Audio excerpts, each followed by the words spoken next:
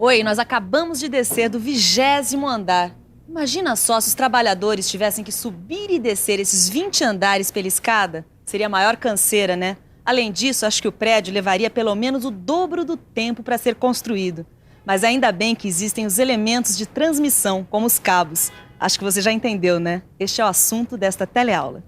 Você vai ver que os cabos são elementos de transmissão que suportam cargas. Vai saber quantas operações são necessárias na construção de um cabo. E, finalmente, vai conhecer os vários tipos de cabos. Todo mundo ligado, porque a nossa teleaula está começando. Oi, Ed. Tudo legal?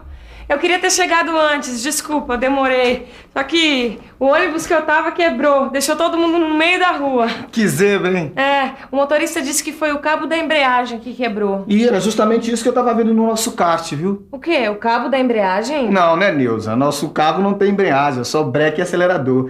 Era o cabo do acelerador que eu tava olhando ali. E olha que eu já aprendi um monte de coisas legais sobre cabos, viu? Coisas que vão ajudar bastante a incrementar a nossa máquina. Quer ver? Vem cá que eu vou te mostrar.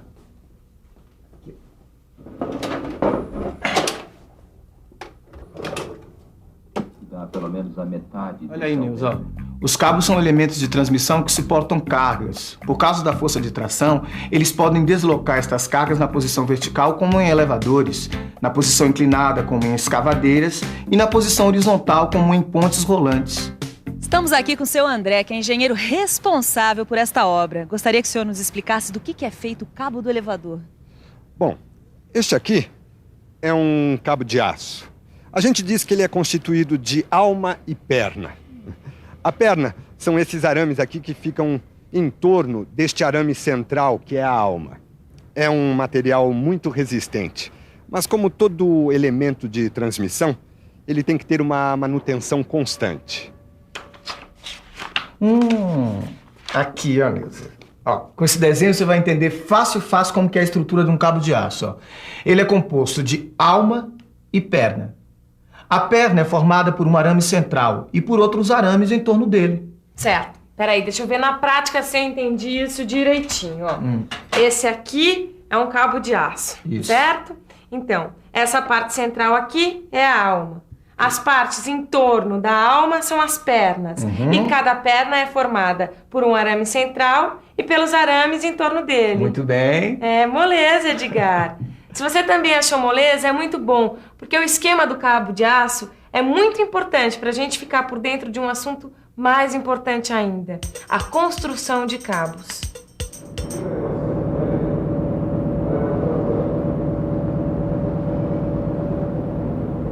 E aí, Titão, apanhando muito nesse novo setor, rapaz? Ô, Silva, mais ou menos. Mas essa história de construção de cabos de aço me parece super complicado, né? Mas que complicado, rapaz. Ih, nem parece o Titão que eu conheci um dia. Vai me dizer que vai deixar o cabo de aço estourar na primeira dificuldade? Bola pra frente, rapaz. Eu não vou deixar, não. Mas, na verdade, eu preciso de uma mãozinha sua. Eu queria saber quantas operações são necessárias para se fabricar um cabo de aço. Bom, dependendo da quantidade de fios e do número de fios da perna, um cabo de aço pode ser feito em uma ou em várias operações.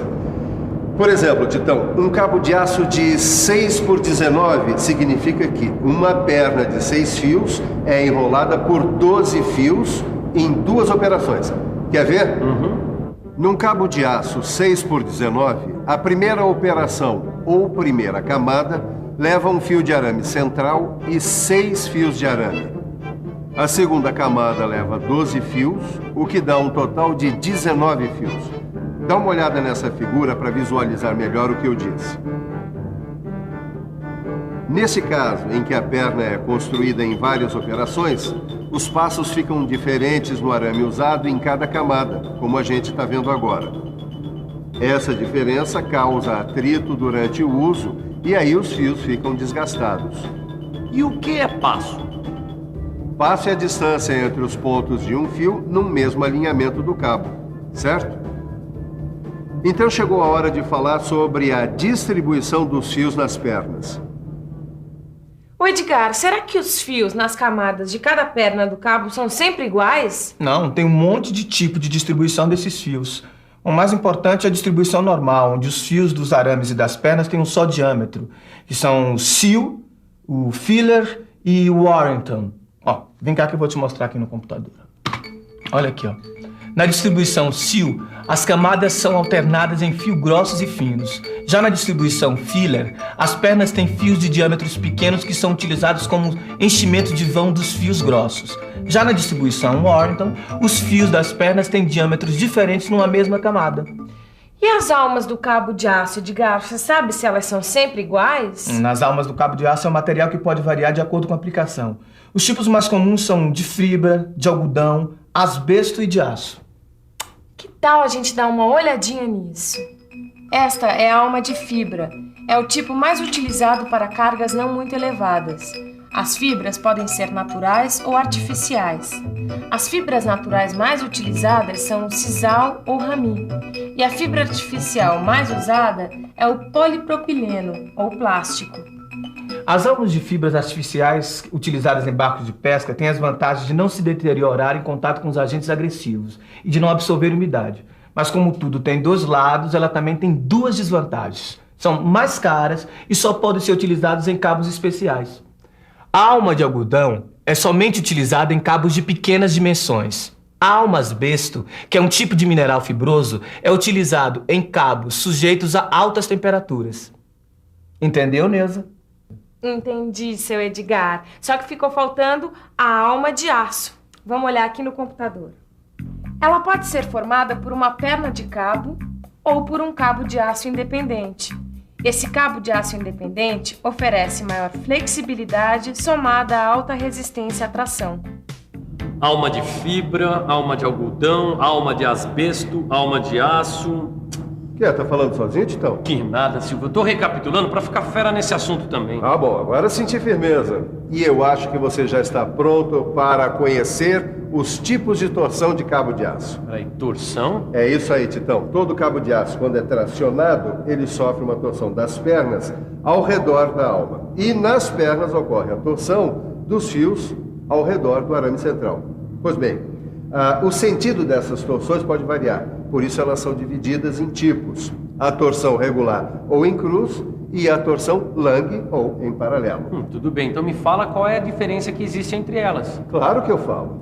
Na torção regular ou em cruz, os fios de cada perna são torcidos no sentido oposto ao das pernas ao redor da alma. As torções podem ser à esquerda ou à direita. Esse tipo de torção dá mais estabilidade ao cabo. Já na torção Lang ou em paralelo, os fios de cada perna são torcidos no mesmo sentido das pernas que ficam ao redor da alma. As torções também podem ser à esquerda ou à direita. A vantagem desse tipo de torção é que ela dá mais resistência ao atrito e aumenta a flexibilidade.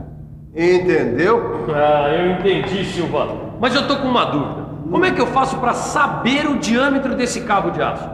Isso é simples. O diâmetro desse cabo de aço corresponde ao diâmetro da circunferência dele. Então ficou fácil. Peraí. O diâmetro deste cabo de aço é 20 milímetros. Grande garoto.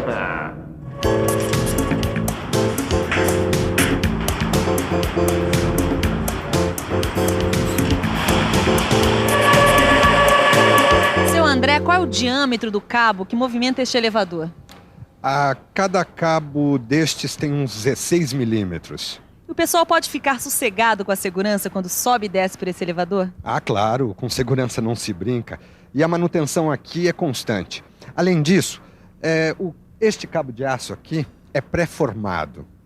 Cabo pré-formado, você sabe o que é isso? Pois preste atenção, porque este é exatamente nosso próximo assunto. A pré-formação dos cabos de aço.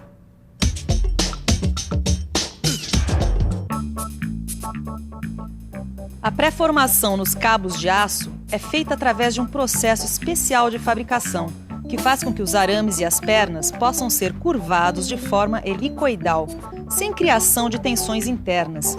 Isso facilita o manuseio e deixa o cabo mais seguro, não havendo necessidade de amarrar as pontas. Depois de prontos, os cabos de aço são fixados em sua extremidade por meio de elos, que são formados pelo trançamento do próprio cabo ou de ganchos, que são fixados no cabo.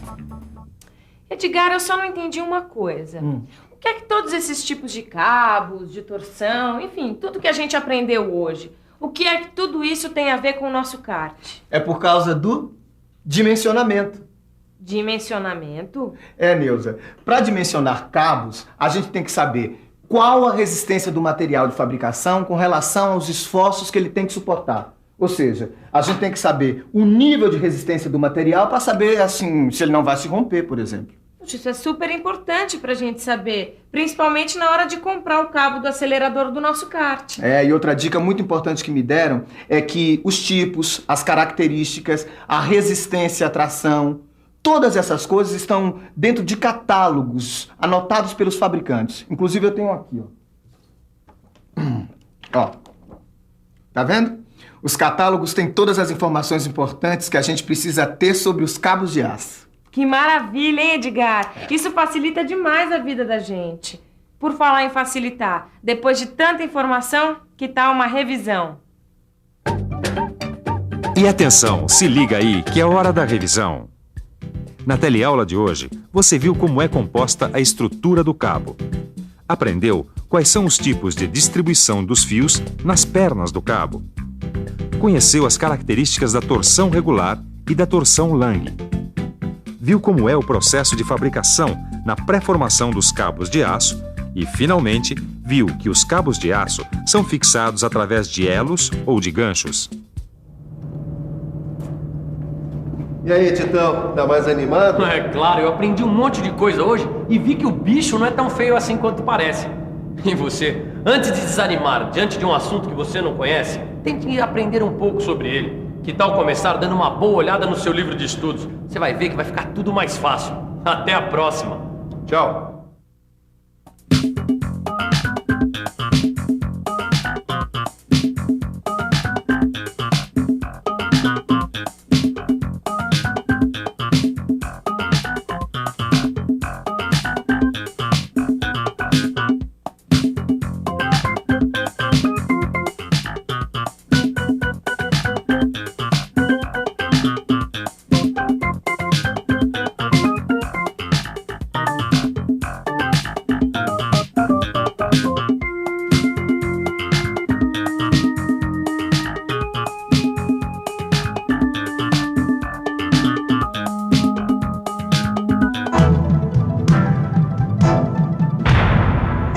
Telecurso 2000, um programa de educação do Sistema Fiesp e da Fundação Roberto Marinho.